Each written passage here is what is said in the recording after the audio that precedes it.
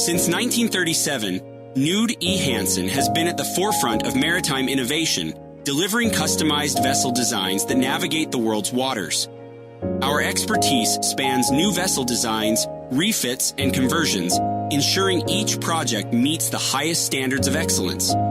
With a comprehensive suite of services, including naval architecture, marine engineering, HVAC design, and energy optimization, we provide tailored solutions for every maritime challenge.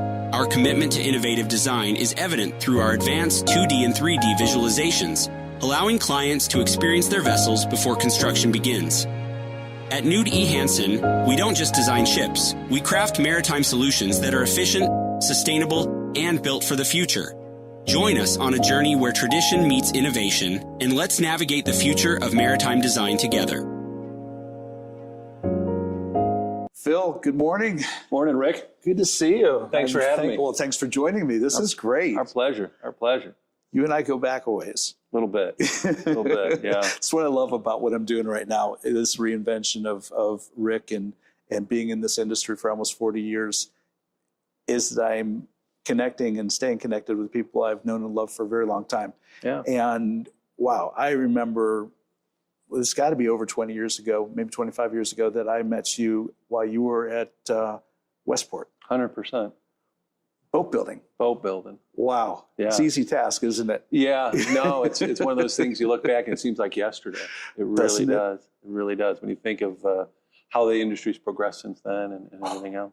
Yeah, well, it's the conversation oftentimes, is it an industry or what does it look like as an industry? Very true. Because, you know, when I got into it, and I think when you were into it, we'll call it a cottage industry in some ways. They were small shipyards owned by individuals, sometimes second generation, maybe first generation, in some cases third generation, but they were family owned oftentimes. They were there because there was a real passion for building boats, you know, mucking around on boats, what's better? And, you know, and then you scale that into a business where you're selling these boats and building boats for high net worth individuals who want something special and unique or different. And, you know, I was fortunate to work with Rick and Randy Rust. Great guys. Yes, they were. Wow. Great guys. And I saw that family, Westport, and some of the projects, Nordstrom was one of the first boats I did Beautiful with them. boat. Wasn't that cool? Beautiful boat. When did you join that organization? So 1996. So 96. Yeah. So came in on the sales side of the organization, and Orrin Edson had gotten involved. Orrin made a small investment in the yard, and when Orrin was bringing, as you know, I mean, Orrin was the Henry Ford of boats at the end of the day. Bayliner. You know, his whole Bayliner. So his whole thing was, you know, boat, motor, trailer, $9,999, and the affordability, right? Right. And so, you know, he went on and acquired Chrysler outboards. So he had, you know, instead of dealing with Mercury at the time, so he could own the transoms too. And so Orrin had some ideas of what he wanted to do, and I was lucky enough to get included in that eventually.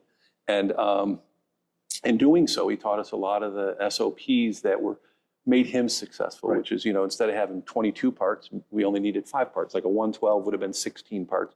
But then it became just a hull, a house, a top deck, and a transom. And all of a sudden, you've, you know, eliminated 20,000 hours out of boat building, but built a better monolithic structure. At the same time. It was a win-win. Yeah, so it was a big win. And so he got involved.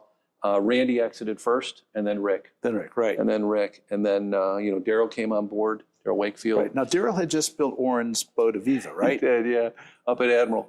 So, you know, one thing with Daryl is he would never step away from a challenge of, I can't do that, you know? And so when it came to, you know, Orrin really challenged him. And when you look at how, you know, Daryl built the interior and things like that, it was honeycomb, lighter, stronger, all those things. So again, your CG stayed low, so you could build high and fast. You know, Orrin said anyone can go slow. You know, I want to go fast. And so Daryl delivered and checked those boxes on that. Wow. So as you look at Westport, then, you know, we did that, grew it. You know, started off with a new 112 from the previous 106 and things like that. Tillman Fertitta actually was the first one to do the newer style 112, which he went on to do 130s and 164s. That's right. Both 130s, you know, 130, equally important.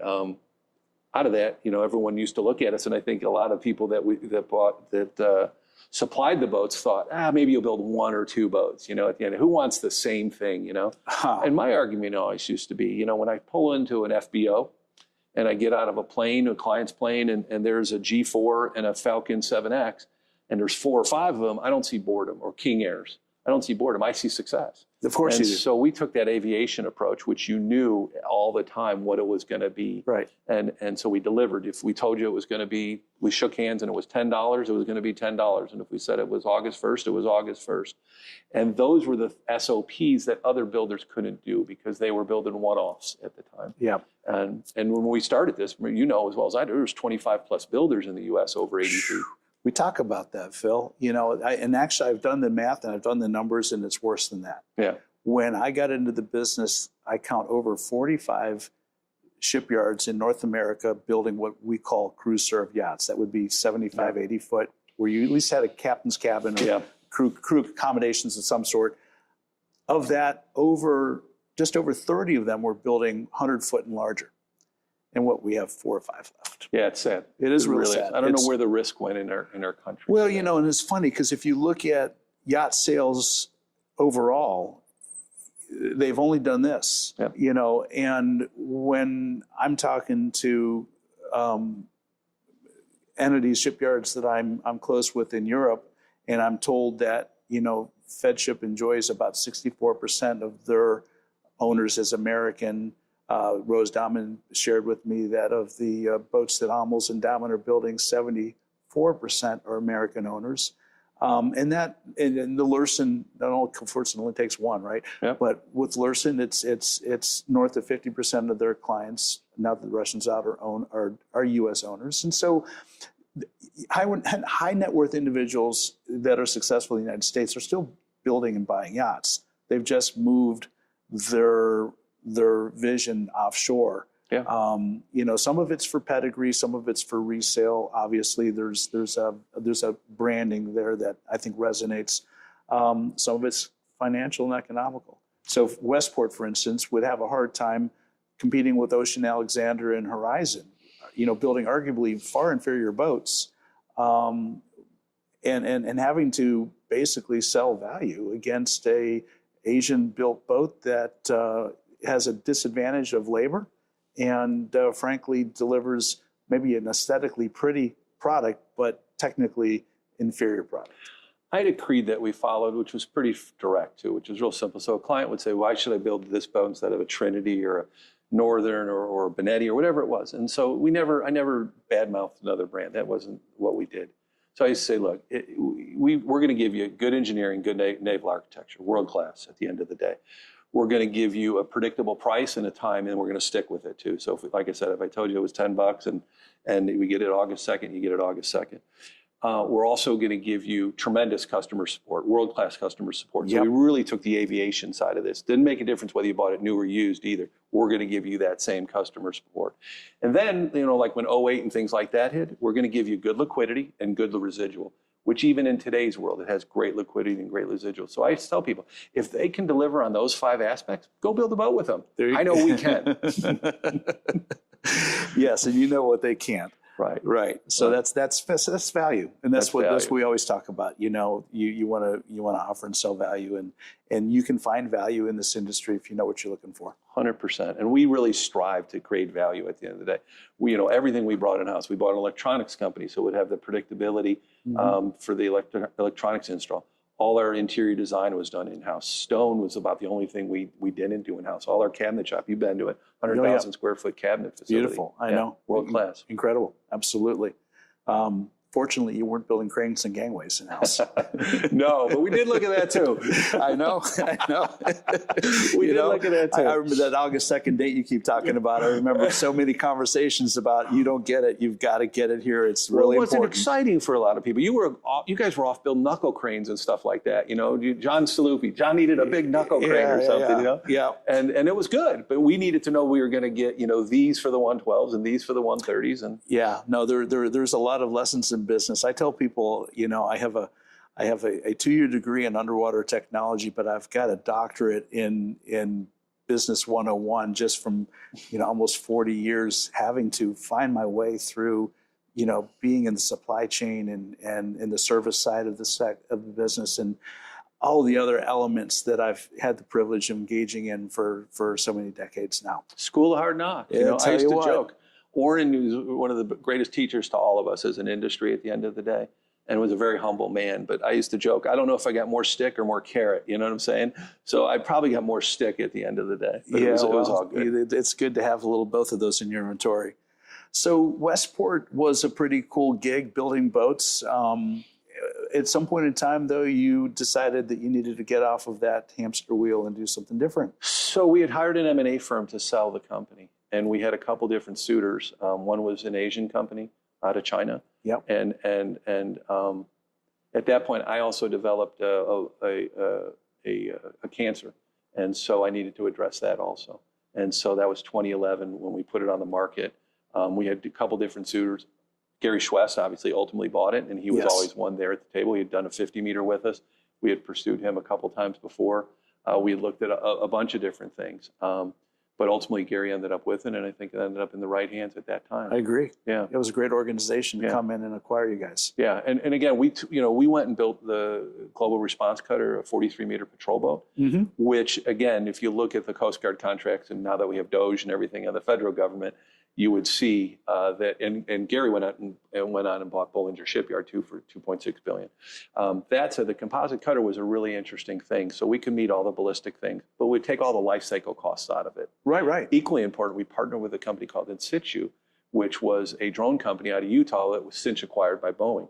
And we could launch and retrieve 6 drones. So they could linger for 18 hours. They could read your Rolex for 3,500 feet. So the Coast Guard, instead of flying a jet to linger over something for an hour and a half because they're going to run out of fuel, or a helicopter, which they could see, the drone they wouldn't have seen. So whether it was humans, drugs, whatever it is, we could have protected our coastline in a very affordable way, because we actually put those boats on the GSA Buy It Now button for whatever it was, $40 million, which was 15, 20 million cheaper than a conventional aluminum boat.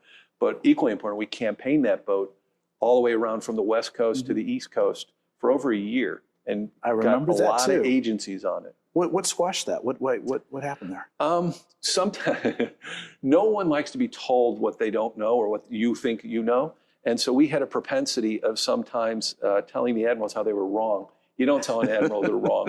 So at the end of the day, I think ego attached to that, is there? Yeah, there's a little bit of ego. So what kills anything is usually ego or greed.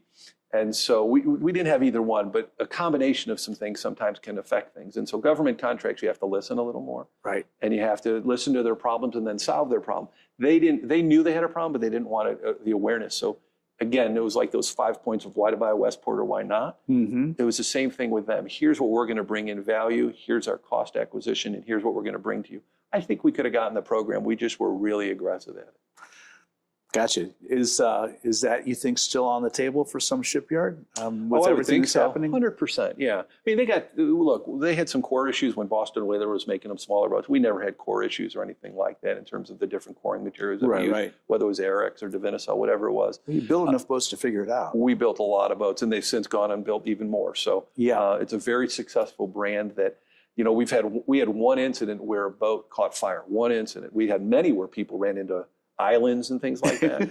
And literally the boat would push itself out under its own power, get back to the yard and would fix it. Wow. Where a fire, you're not going to do it. That was done, unfortunately, over in Europe, where a crew didn't monitor the engine room, put out the fire, and then opened the engine room doors to see if it was burning stone. And it reignited it. Backflash. When everything's gone. All your juice is gone. Your halon, everything's gone. Your FM200. Yeah, that's the death blow. Yeah, it was the death blow. Wow. So we've had a good safety record. No, it sounds like it. No, it's a great brand. I've enjoyed both doing business with Westport shipyards for so long, and a personal relationship, as you know, I've enjoyed with Daryl and some of the other key people that were involved in that organization. Yeah, great people. I always liken it to anything is a team. So there's 32 NFL teams. There's only about 4 or 5 compete. So whether it was the Steelers, the 49ers, the Patriots, once a few people change, you lose the team. The Chiefs, it just comes down to team members, and it's not one person, it's a whole team that makes any organization great. It doesn't make a difference what it is. But as things change, things change. Right. Well, and it's a segue here, because I started out saying that this has been a cottage industry. It's an industry of people. I think it's the individuals and the culture of people that help organizations become successful. And, you know, one of the things I look at and talk about right now in today's culture are all the M&As that are happening. We're getting ready to talk about your transition away from Westport, and there was an M&A involved in that influenced some decisions you made. We've watched companies like Informa come in and take over the boat show space quite effectively. Yep. We've seen Brunswick Corporation come in and buy a bunch of boatyards, and they're struggling. That's not working out so well right now, at least the last time I looked at their public statements. Agreed. You've got One Water, MarineMax. MarineMax looked like about a break-even company last year. One Water is anything but a break-even. Not right. They're in the red. There's more of those, and so then the question is this healthy for the industry, or is it just happening because it's an opportunity to monetize and bring some value to shareholders and stakeholders? So I think it's a kind of a twofold question there, and in terms of they get cash that builds up, right? So they got to go spend it at the end of the day. Interest rates were low. Yeah. You know, and so what's the old saying? Warren Buffett says, "Be greedy when others are fearful, and be fearful when others are greedy." So normally, the best time, a lot of these brands that are in existence today that have been acquired, actually went through 2008. And as you know, when 2008 happened, people didn't know which end was up, what was going to happen. It's like a light switch.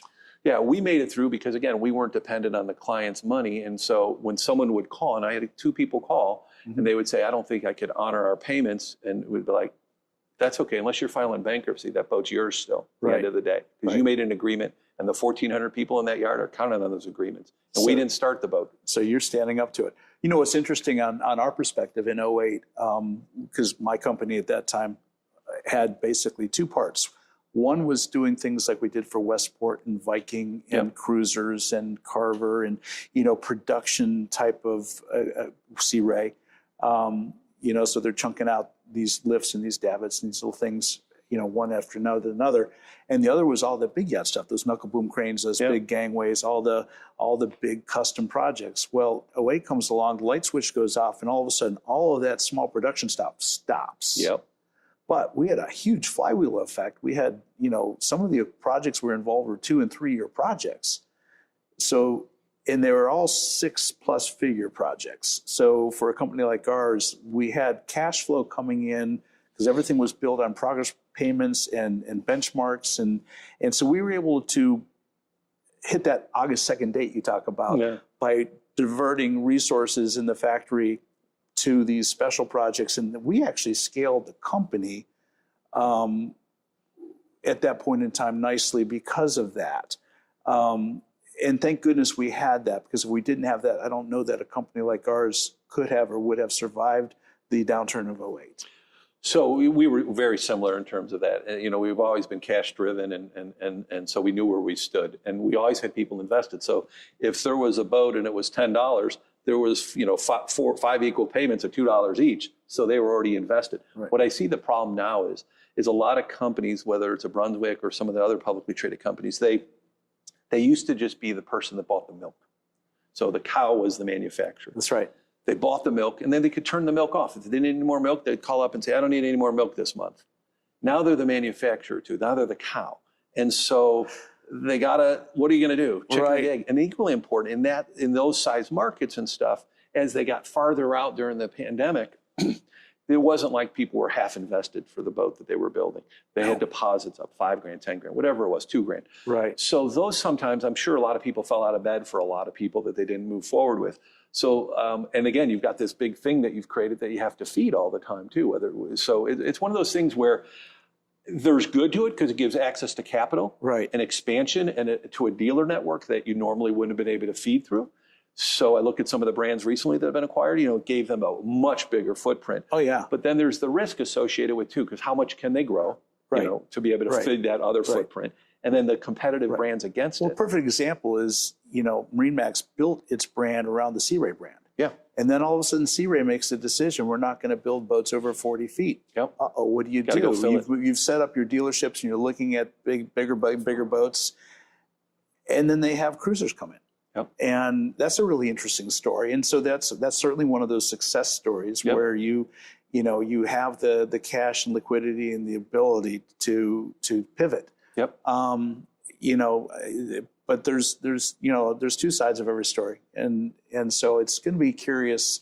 I'll be very curious, and I'm sure people that watch this program will be curious to see what happens over the next 2, 3, 5 to 10 years to this industry. Is it going to evolve into a more corporate structured entity with less of the culture of the mom and pop? Good chance. And what's that look like? And we talk about boating, and I was going to segue that as 2008 was a pivotal time in our industry. You survived that or you didn't. 2020 was a surprisingly pivotal time because for a period of time, I think we all looked at another, oh crap, here comes another 2008. And then almost amazingly, it flips and it becomes one of the most halcyon time of our industry where people discovered boating. And maybe that's a great segue into MIASF, the Marine Industry Association of South Florida, which happens to be parked in, I would say, arguably the largest and most influential boating market in the world. And, we watched companies absolutely prosper and flourish in the middle of a freaking pandemic. Yeah, so 2020, when that was going down, we were all challenged with it. And my thoughts were, we're going to live under a bridge. I joke, we're going to sell the house. I can't sell the house. We're going to move, get in the station wagon, put the dog in there, and live under a bridge. Because 2008 was a tough time for a lot of people. We made it through it well, but this was different. Yeah. This made no sense. The financial crisis at least made sense. There was signature loans, real estate. That made sense. This, all of a sudden, we're having a boom. Made zero sense. And I think a lot of people, as the industry changes over from people with my hair color to younger hair color, they think this was just an amazing thing to get in the industry, right? And so we didn't know what they didn't know. We were headed into a recession in 19, let's say, That's I believe, true. right? Yeah, yeah. And so that would have been good. It needed a good flush, a little correction and stuff. But instead, we went into this, hyper acquisition area, and boat pricing went like this. I mean, straight up. Oh, straight up. Yeah. And that's scary. We're having a hard time with that. Right. But when you look at like the show that year, perfect example. So the only live event to take place was FLIBS, and so we did that through working with Informa, which is obviously a global entity, biggest trade show producer in the world. Yep. They were great because they were active in China, in Asia, and had a seat at the table in Vegas because they do a lot of shows there. So we came up with these rules they did in terms of social distancing, temp check, sanitation, all those things, even cameras. Because again, you travel to Asia, there's cameras there for 20 years before taking your temperature. And I was wondering, why are they taking temperature? Well, now we know why. So that said, but we had to get the trust of the county, of the city, and the state to allow this event to take place. And we did. Thank goodness you had Ron DeSantis at the helm. 100%. I mean, thank God he was able to keep Florida open. Yep. And let people make choices. And the good news was the county and the city here made choices. And we got an event off that year, the only event to take place anywhere, which will then allow the air show to take place and other events. And we had a good show. At the end of the day, it was probably 50%, but it was a good show because proof of concept was done because you didn't know if this was going to be a year or 5 years. No, you didn't. Yeah. Yeah, it was supposed to be 2 weeks, remember? Yeah, it was going to go away. Yeah, just shut it down for 2 weeks. Turn the lights off and turn them on and it was going to go away. The heat was going to drive it out, but this was going to kill it, whatever. Yeah. Well, it wasn't that. But yeah, no, I remember I was there at FLIBS for that show and was very happy that we were able to have that. And I think you're right. It showed our society that you could continue as a society. I think the big thing, and again, I went and spoke at that show to a group, and I was a little disappointed that 600 people or 500 people were in a room, and yet they chose not to be attendees at the show, meaning exhibitors. And you could get in a room and you're not afraid to get COVID, but you can't go outside. So those type of things, sometimes you have a choice in life. There was a lot of fear created, though, Phil. 100%. There was so much fear created. It was needlessly perpetuated, and that really put a lot of people in a dark place. I agree. Yeah. There was those, it's like anything, either cancer diagnosis or whatever it is. You can get in a fetal position in the corner and die, or you're going to fight it, right? And so we chose as an industry as an association in particular, as FLIBS, to not fight it, but to work with it and come up with mitigation that resolved all the public perception, Right. so people can come and safely enjoy the show. Yep. Well, and should, God forbid, something like this happen in the future, we have a better protocol, we have a better understanding how to pull things like this off. Well, what did Warren Buffett say there? Again, he said, expect not a pandemic, but expect a financial crisis or a crisis every decade, plus minus. So you had 08, then you had a pandemic. So again, if you look and say, what is 2030, 2035, you know? Yeah, at least we got a little time between now and the next one, hopefully. 100%. We got some time to rebuild and to strengthen our businesses and our culture and be ready. So for those who don't know, FLIBS, Fort Lauderdale International Boat Show, we've got these acronyms, is owned by MIASF. MASF. And, that's kind of cool because this is a Marine Industries Association that owns the arguably biggest boat show in the world. Without question, it's the biggest in-water boat show in the world, bar none. And it's just a statistical thing. It's not something, if we were the second biggest show, we'd say they're the second biggest show in the world. Right. But FLIBS is 7 sites, over 100,000 attendees. I love it. It's amazing. Yeah. So when you think of that, and again, some of the headwinds that we've had to face with that, just, Bahia Mar is where a lot of the action happens at. It's the hub, right? But we have the convention center, we have Hall of Fame, and all of it are activated, the Marriott, all those things, the Hilton, Pier 66 with Joe Louis coming in there. Oh, is that crazy? Doing that. Fantastic stuff. The convention center being rebuilt. I know. We've been doing some content up there at Pier 66 the last few weeks. Kim Schweiers and I do another podcast called Yachting Unplugged, and Pier 66 has opened their doors to us. We've done a couple episodes there. Stunning. Absolutely. What Megan has done there running that She's marina wonderful. facility, spectacular. What they've done in building out just the whole hotel space and Beautiful. And just gorgeous. And of course, Joe's parked his boat there too, which is beautiful. It's a wonderful thing. So you think of like Las Olas, that used to be a city-run marina. Now look, Suntex runs it. World class, right? Beautiful marina, parking garage right next door. Bahia Mar is getting ready to become a St. Regis, which is going to be wonderful for the show. So then when the guests and attendees come, or owners, they've got a beautiful St. Regis and a hotel and a couple condos, and they were kind enough. We've all worked over the last decade to ensure that the show is going to be able to perform on that site. How's that going to work? Because they've got to deconstruct some things, right? Same footprint that it is now. Okay. Identical. The buildings land in the same footprint, and they'll segue those in, condos and a hotel and stuff like that. They're good partners to work with. We did have some rough roads between us all. You think? But again, it worked out better for the community at the end of the day, because instead of having 15 buildings or 14 buildings, they've got 5. Right. Equally important, it's St. Regis, which is world class. Yeah. And more importantly, this FLIBS can survive there for the next, 65 years. Wow. Yeah, which is amazing, because now it's going to be 66 years this year that the association has owned it. It's had 3 different promoters. When you think of Kay Pearson, great guy. I mean, you wouldn't want to mess with him. I did my first FLIBS with Kay Pearson back in 1984. Yeah, there you go. Yeah. Amazing individual. And then he moved it on to Skip Zimbalist. Yep. And A Media, and Skip did a great job. Skip had his magazines and everything else, and did a wonderful job. No doubt. And then again, by having a 30, we went and did a 30-year agreement with Bahia Mar, 30-year agreement with Informa, the association. So we have real predictability instead of not knowing, how things go. Good, doesn't 100%. And the association deserves that, because what it does is advocate, whether it's a tunnel or a bridge or anything else, navigation on the river, you name it, from A to Z. But by doing those agreements and stuff, we've started the first ever foreign trade zone here. You think of all the different accomplishments this association's done over the years. Mm-hmm. It's the sales tax with the yacht brokers capped at $18,000. Yeah, that's we brilliant. Did $1 million. We just did $1 million refit cap a couple years ago, so that's the max cap on it. Foreign trade zone, as I mentioned. Infrastructure, we need a tunnel or a bridge, right? At the end of the day, we just need a solution. We don't care which one it is. A tunnel would be the best. But if it's not in the cards financially, then let's get the bridge done. That's right. That's right.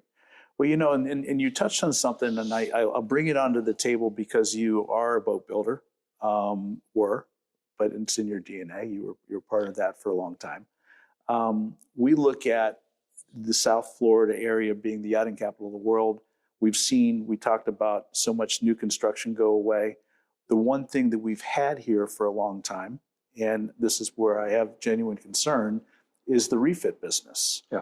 We have a couple things happening concurrently. We talked that M&A thing, and so you've got Safe Harbors that owns so much of the properties, And we all know the properties it makes more sense to put vertically integrated hotel and condo space than it is to work on boats. And once that space is gone, there's no place to work on boats. We lose that part of our business. Refit's not been very well regulated, and our industry has had a few black eyes on some pretty horrific projects that shouldn't have gone that bad, which is not good. There's no fiscal oversight on some of that. So there's a lot of challenges going on. I'm aware of a couple boats that went on their own bottom to Europe last summer to get work done that could have been done over here. So when we talk about development space here in South Florida, we talk about our industry in South Florida, what can we do to shore up and protect that piece of our industry? I think refit is arguably way more profitable than new construction in the first place. Without question. You know, we ought to have, with all the vessels coming through South Florida and the Southeast United States, whether it's here or in Savannah or wherever, we should be working as an industry to hold tight and shore up that part of our business. Are we doing that? Yes and no. So if I look at the infrastructure, so you look like at Suntech. So they acquired Rybovich and they acquired LMC. So each one was 350 plus million, plus minus, right, for each one. And with that, they got a very good working business model. You know, Dr. Passon was the person that came up with the concept of LMC, which is a great idea. In terms of subs, you're allowing a lot of other people to participate in the industry without having direct employment. And so from the expertise that AV and certain things require, it's hard to keep those people under your staff. So that's why it exploded all the opportunity. That's right. So what I see is, and again, the river can service up to about 180 feet. Then you have Dania. And so again, the association was key in getting the dredge done in Dania. Yeah, it's deep water there now. Also. It's deep water there now. So they can get bigger boats there without question. So you have Director down there and several other shipyards that can accommodate this. Broward used to have a yard there. Yeah. So the thing there is the risk factor. That's the same thing with why people haven't bought yards or invested. You know, Trinity was doing a nice job getting into the bigger boat market at the end of the day, and it went away, and it hasn't been been reintroduced. And so all those American buyers then went off to buy Fed ships, Ocean Coast, whatever it is, right? Lursons. And so now we can't service them either. So, Bezos boats come here, Zuckerberg's boat come here. We can service their goods and services and stuff, but in terms of the refit and repair, we don't have a lot of opportunity to haul a 400-foot boat. Well, here I'll give you this perspective. I was with Tristan over in Amsterdam in November for the Superyacht Forum and for the Mets trade. We were invited Friday after everything ended to go over to the Amsterdam facility of Van Lent. Beautiful. We saw Breakthrough, the 119-meter hydrogen pretty cool hybrid boat that they've built. Gates's boat. Actually, we got an amazing. We spent 4 hours on that boat. Got a tour stem to stern. It was incredible. Amazing. It was amazing. But maybe more amazing is we're there at the facility, and there's a graving dock, and there's a cofferdam in the graving dock, and there's a 72-meter boat on the forward end of the graving dock, and there's a 44-meter boat on the aft end of the graving dock. Looks tiny compared to that. Breakthroughs on the outside on the face dock on sea trials, and this whole thing is covered and environmentally conditioned and heated, and and they've got paint works, they've got workshops and all there, and catwalks. It's just you look at this, and the gentleman who's given us the tour said, "Okay, now you see this, right? We can open it up and float the small boat out while leaving the bigger boat dry and put another boat in, or just take both boats out, put a big boat in. Yeah, we'll see that property right next to us here. We're about to do the same thing right there." Amazing. And look across the river. You see over there, we're putting one more facility like this there. It's strictly for refit, nothing else. And I'm looking at it going, it's easily 300 million euros, 300 million euros. It's almost $1 billion infrastructure investment. And that's when I had to go, wow, that's what we don't have here. The closest thing you've got to this is what they've got over at Tampa Ship and maybe up in Savannah, at Savannah Yachting Center. But they're missing a lot. They don't have the environmental controls. They don't have the LMC type infrastructure around. And so I think part of what we have to look at as an industry is, where do we make our investments? How do we attract these investments? So, the shiny object in the room, obviously America makes so many things, right? So whether it's aviation, whether it's boats, but then you have all the tech, right? So whether it's a Facebook, an Instagram, an Amazon, those other countries don't have those things. No, we do. And so Italy, they make, Dick Lazar used to always tell me, we need to get in the women's shoes business because, that's where the money is. They change their style every year and there's no warranty. And it was a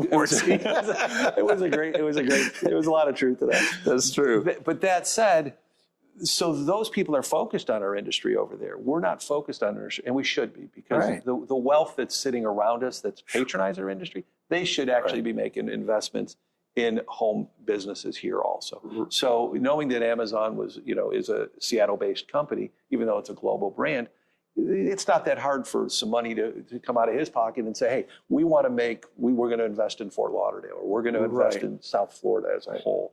And again, tax abatement. So some of these things, again, vertical height with condos. The good news is the new river has restrictions because of the airport. So the planes have to change, depending on wind direction and stuff.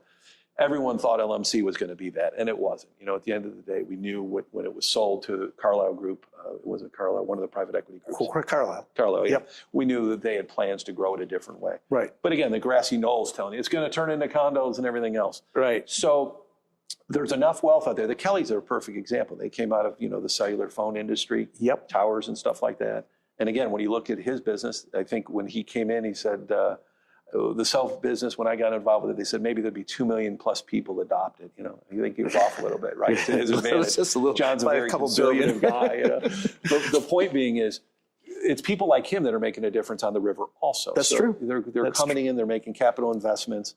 Which we need to applaud. 100%. And this is where I think we fall down as a society too, because people look at these beautiful white boats and they go, horrible. There's just, whether you're talking about it ecologically, the carbon footprint, or whether or not you're talking just about the ostentatiousness of this wealth and what's lost, and what we don't do a good enough job explaining is that when you look at this vessel, it's the gift that keeps on giving. It requires more man hours to produce than any other consumable product on this earth. I used to joke with people and say it's the greatest redistribution of wealth, because it's not about the line. So you buy a boat, it costs you X, it's going to depreciate, odds are, and it's going to cost you X to maintain it. Absolutely. So it's a great redistribution and of every wealth. place it goes, it's an economic engine. 100%. When they drop anchor or tie up to the dock, reprovisioning, the charter or the guests coming off to go shopping and dining and go into the hotels and engaging in commerce in that city. And then it picks up anchor and goes someplace else and does it again and does it again and does it again. And these are $1 million stops. What else does that?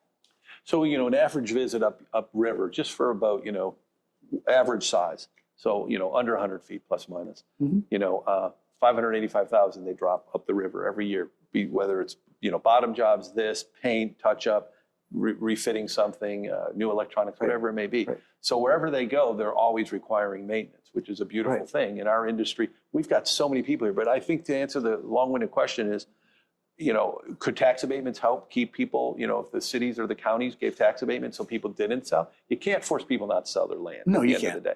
But we as a society need to appreciate this because of the blue collar jobs, which there's an awareness now, made in America, right? Absolutely. How do we honor that? And none of these jobs are minimum wage jobs. Not at all. They all are living wages. They can buy a house, they can send their kids to school, take a vacation, all those things.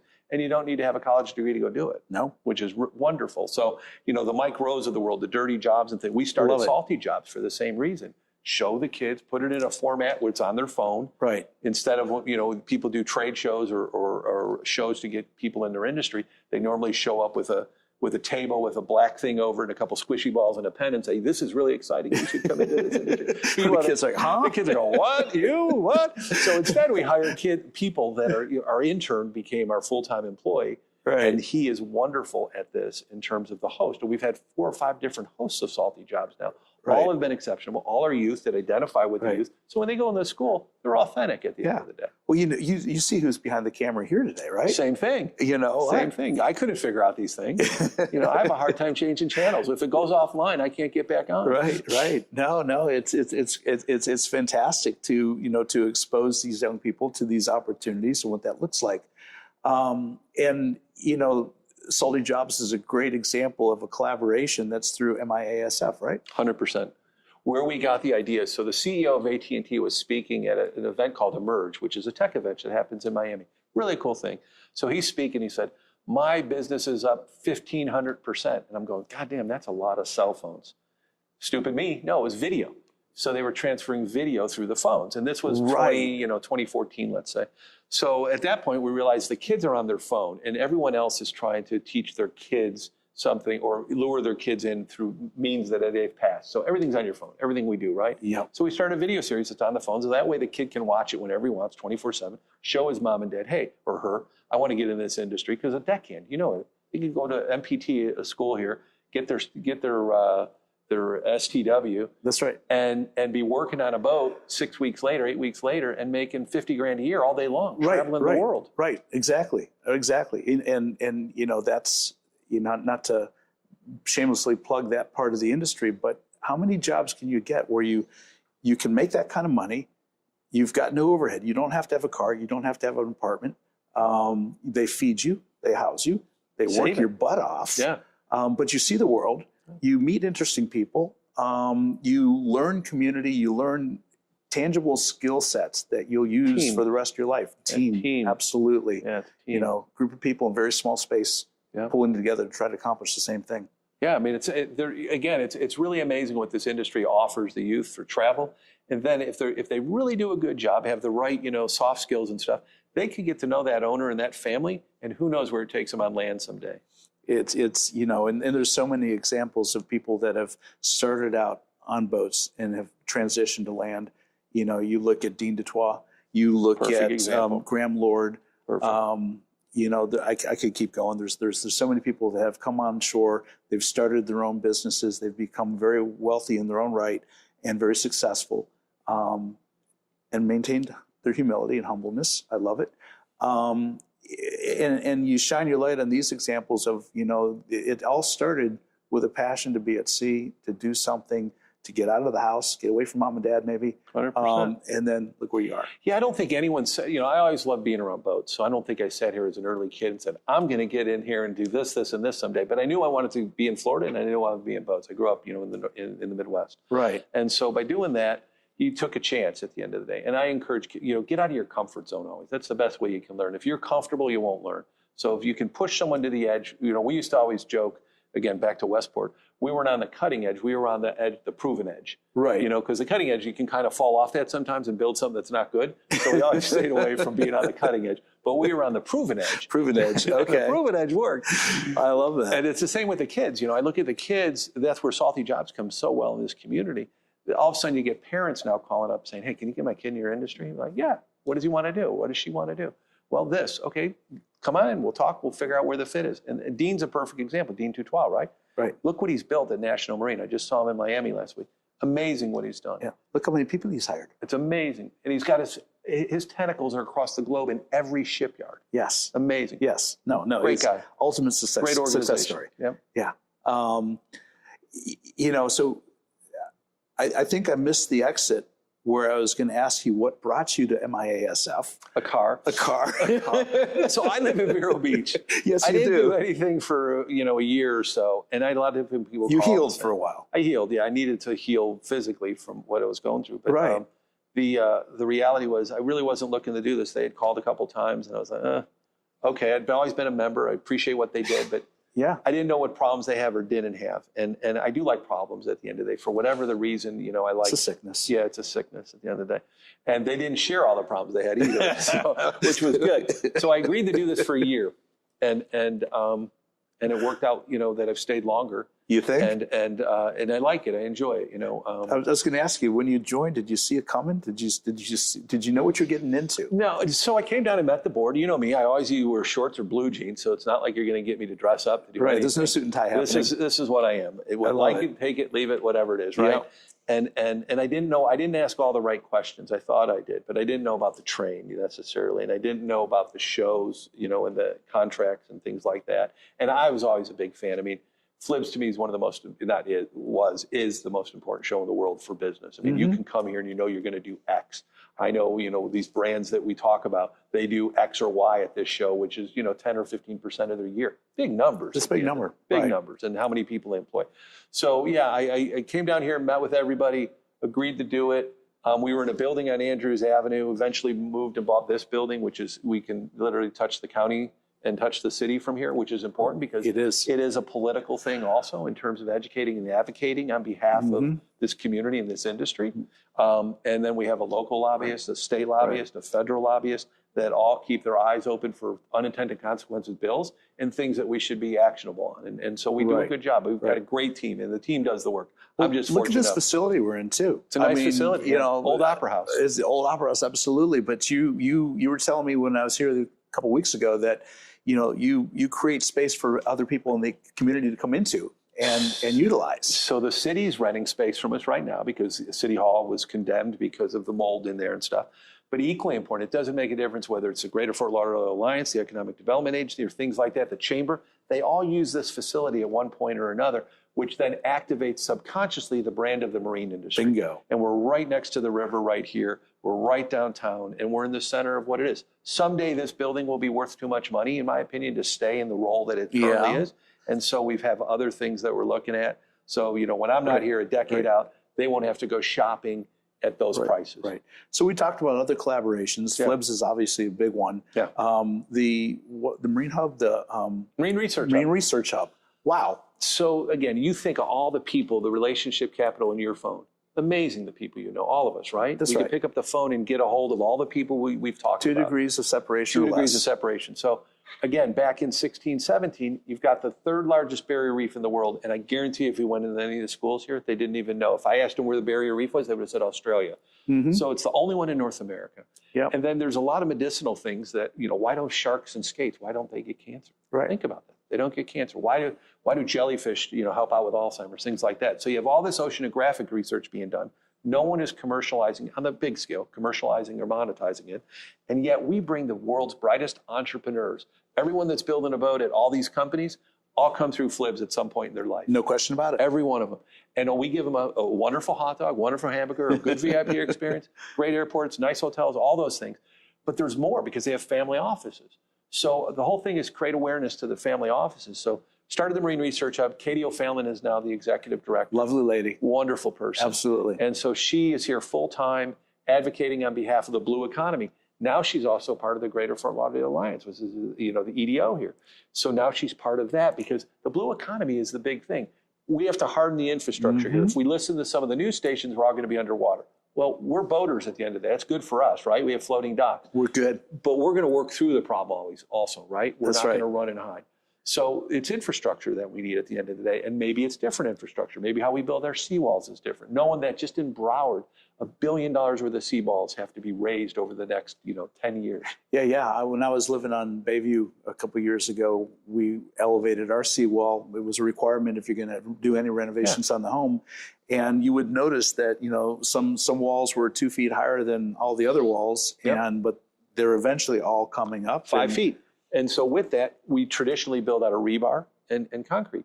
Well, now you can build out a composite. And again, we know that composite lasts far greater than any rebar is not expanding, breaking the concrete apart. 100%. And so now you can take a life cycle cost of a 40-year seawall, get 80-year, and maybe a 20% reduction in the cost of putting it in by thinking out of the box. How about that? And that's what the hub brings. Yeah. So the hub is in contact. We brought a thing called Ocean Exchange here, which is really cool. So $300,000 prizes, of which we award half of one $100,000 prize and 2 $10,000 collegiate prizes. From around the world, people apply. Over 200 applicants come in. Anything from seawalls to remoras that look like remoras that you could put on like a right wheel. Now we've got the right wheel thing solved where the boats don't have to go slow on. That's right. We didn't know where they were. Yep. But this remora could attach an electronic remote could attach for a year, Oh, up to a year. cool. Again, pretty cool, right? It Yeah. wouldn't naturally fall off, so you don't have to catch it and tag it and do those things. Right. But there's all these different companies that come through Ocean Exchange. We host it here in Fort Lauderdale. It's right before the boat show. You need to come to it Oh, I because it's intend amazing. to. Yeah, absolutely. And some of the greatest things, one of the companies is Nicholas Flanders, a company called 12. He turns carbon emissions back into jet fuel. The jet fuel is now flying some of our Air Force planes and things like that. He's raised over $700 million from the Gates family. Were you telling me about the incinerator program? Same thing. Think about that. So that's a company that I'm going up to. It's in Houma, Louisiana. I used So to live in Houma. there you go. There you go. So I just can't pull the name out of my hat right now. But we're going to go up to it here in March. And they have incinerators about the size of a cargo container. And so, again, plastics and things like that. We've all been led that it's recyclable. It's not. And so only 5% get recycled. Yeah. Burning it's not an option because it puts it. This gets rid of all the bad things that normally get emitted from a burn. And it's in a size of a shipping container, so we could put it on islands. And again, when our industry visits islands, the biggest problem is our waste. We leave it better than we find it. Yeah, we do. But again, what do we do with our waste? We have to carry it with us again, right? Where if it could be incinerated cleanly, it would help these islands out too. And is it true that the byproduct of this is a ash, a cinder that can be turned into bricks? Turned into bricks. There you go. Pretty cool. Yes, that's all as cool that as came it gets. through Ocean Exchange. So those type of things, when you go to this, you're going to be like, there's investable companies here. These are not ideas that are on a shelf that someone has to figure out how to do it. These are companies that are actually either revenue positive or revenue neutral right now. And then, of course, we got NSU right here. Same thing. We're partnered with them on that. FAU, FIU, UM. Katie, again, she does a great job. Great job. That's fantastic. Maritime industry in general, we everything we're talking about is by and large, up until now, recreational boating. Does the MIASF get involved in any of the commercial boating, shipping, maritime industry that exists here? Not that much. Okay. Not that much. That said, now a lot of the boats are registered commercial, the bigger boats, right? Of course. So we're obviously involved in crewing issues and things like that transcend into other forms of marine application. Mm-hmm. But overall, we try to stick in the lane of what we do, the yachting industry, the refit industry, things like that, and recreational boating as a whole. Okay. Yeah, because we're starting to see some crossover, like for instance the Ritz-Carlton collection, That's different. that high-end cruise ship that is really it's not a yacht. It's pretty cool. It's really cool. It's not a cruise ship. Cool. It's kind of somewhere in between. Going on that in April, I think. Are you? Yeah, not physically. I'm physically in the boat in the port, but not physically on a cruise. No. Okay. But I'd like to. Oh, I would like to. That would be amazing. Yeah, I don't know if I can afford it, but I'd sure like to try. I'm sure you can. Some more podcasts and you're there. We're working on that. I was at the what's the house that they just built in the port for the cruise. I know what you're talking about. Yeah. And that's also a pretty Port cool. Everglades, and I can't remember the name of the house. Yeah. So those are interesting initiatives that because we have all that coming through here too. Get all of the cruise ships coming and going 100%. in our one of the busiest ports in the Without country. question, Disney moved its thing here, so that's great for the county. It's great for the economics of Fort Lauderdale and Broward County. Seafarers House. Seafarer House, thank you. Yes, which is kind of cool because a lot of these people can't come off these ships and go anywhere. They're stuck, but they've got a place to go. Lori Bayer does a great job with Port Everglades. She's a wonderful person, and Port Ev is a big thing. Again, the deepening of that, we're involved in that, especially like with the hub. They were originally, Army Corps needed, let's say 500 to 700,000 corals replanted. Now it's like 1.6 million. Well, you got to grow them in the States. That's where the hub comes in again. Where are you going to grow all these corals? NSU can only produce so much. All of them can only produce so much. So you need a public company or private company to come in here, I should say, to grow the corals. That's right. Yeah, we're working which on is that. Economic opportunity. Big time, because then we'll get bigger boats, helps our industry out, helps the county out, helps the city out, everyone. I love it. So, Phil, where do you see us going from here? We've come now 40 years together in this industry. We've reinvented ourselves, maybe more than once. We're sitting here in, I would say, the twilight of my career. And this is an industry I deeply care for. I love it. It's been good to me, and I intend to be good to it. But what's the future look like? How do we bring people like Tristan and others in finding the passion, that cottage industry culture in a corporate world? Where do we go? So again, I think it's important, like how Lauderdale Marine Center and how Bradford's and other companies, have invested in this industry and continue to do so on Dania Cut and things like that. I look at, what happens in Fort Pierce. That's a big thing at the end of the day. That can hold big boats. Paul Director's doing a wonderful job there. He needs help. He needs more support. capital. He needs more capital. Yep. And someone that can execute over, very quickly over 3 or 5 years, infrastructure and everything else that needs to happen. Trade skills. Love to take that operation in Amsterdam and put it in Fort Pierce. Wouldn't that be amazing? 100%. So he's done it with the travel lift, things like that. But everyone says, well, where's the people going to come from to work on it? Well, first of all, I look at Ward's Marine and everyone else. They've got their vans going up and down 95. Wherever they're at, they're going to, wherever a boat's at, they're going to get to it at the end of the day. But the infrastructure that someone needs to put up there needs to happen in a very... Well, look at Savannah Yachting Center. Yep. Tom McGowan with EYS moved one of his operations right there, and it's not the only one. Once you see that it's there, viable, you've got consistent workflow, then it makes sense to set up operation.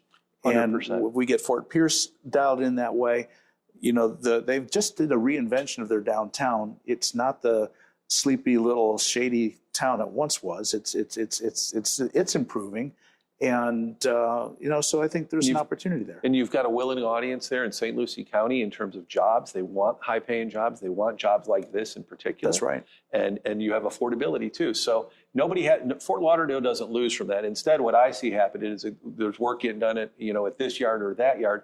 They have connectivity and they say, go up to Fort Pierce to get this done with the bigger boat. I'll service your boats up to 200 feet up here. But your bigger boats, let's not just lose it where all of a sudden the 150-footer goes up there too. That's and right. It doesn't have to do that, nor will it, because the expertise on the river. But we need to look at those things. It's not a threat, it's an opportunity. Yeah. I want to stop seeing these big boats cross the pond on their own bottom to go get work done in the Med when they can be done right here. We've got all the skill set here to repair any boat. That's, again, Fed ship, Lursen, it doesn't make a difference what it is. They've got the skill set here to service. No question about it. Yeah, because they all build to American standards. Yep. And even the little boats, now that, we're looking at what that looks like, because it's for every one of these big boats here, we got 500 little boats.